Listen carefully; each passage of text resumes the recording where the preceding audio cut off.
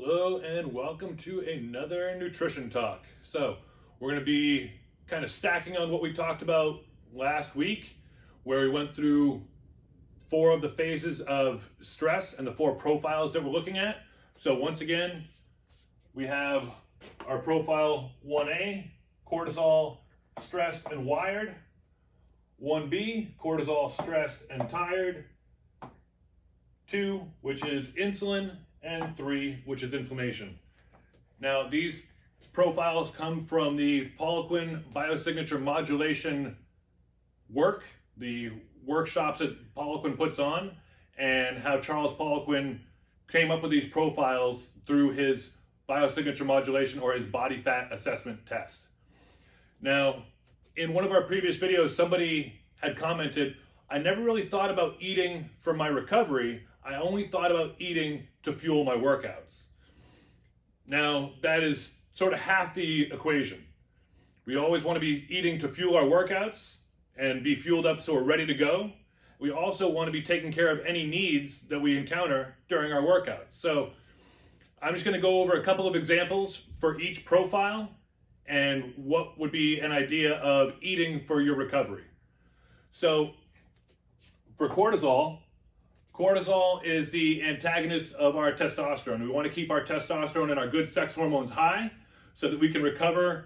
Those hormones are going to help us to put on more lean muscle and shed more body fat.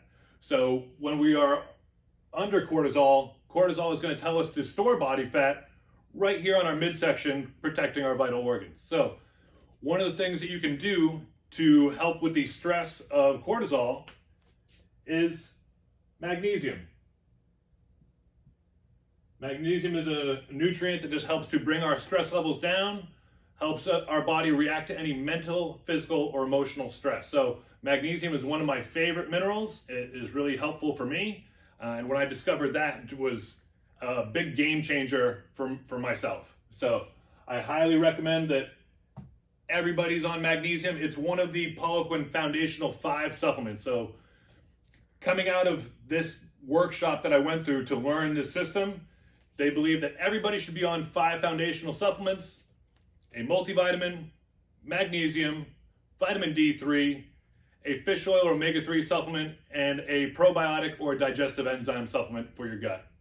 So magnesium is one of the minerals that definitely helps us with stress, and that would help with either the cortisol profiles of stressed and wired or stressed and tired. Now for insulin, if you have the insulin profile, it's a sign that we have excess energy streaming through our bloodstream. That's the simplest way I can put it for you.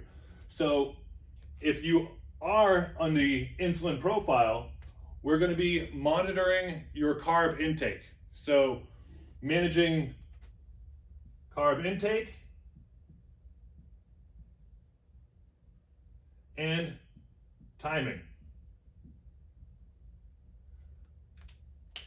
So we want to be expending a lot of blood sugar during our workouts, keeping that stress high so we can burn off that excess blood sugar that's streaming through our blood.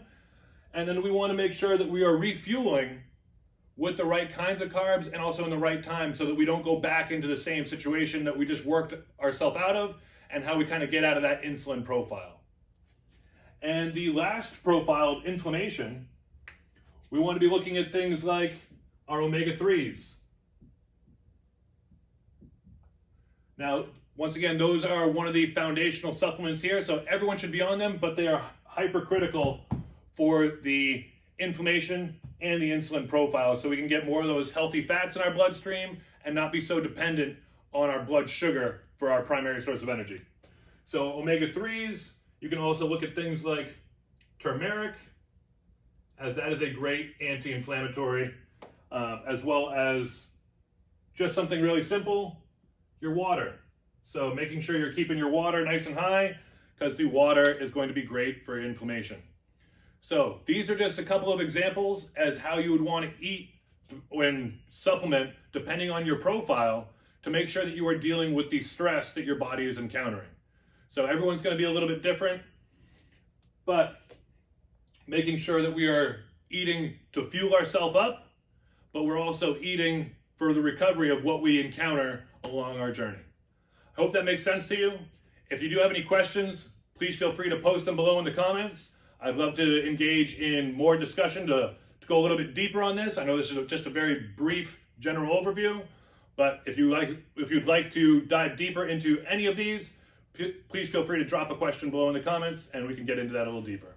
So, thanks for watching, and I look forward to discussing this a little bit more further in upcoming videos and upcoming weeks. We'll see you later.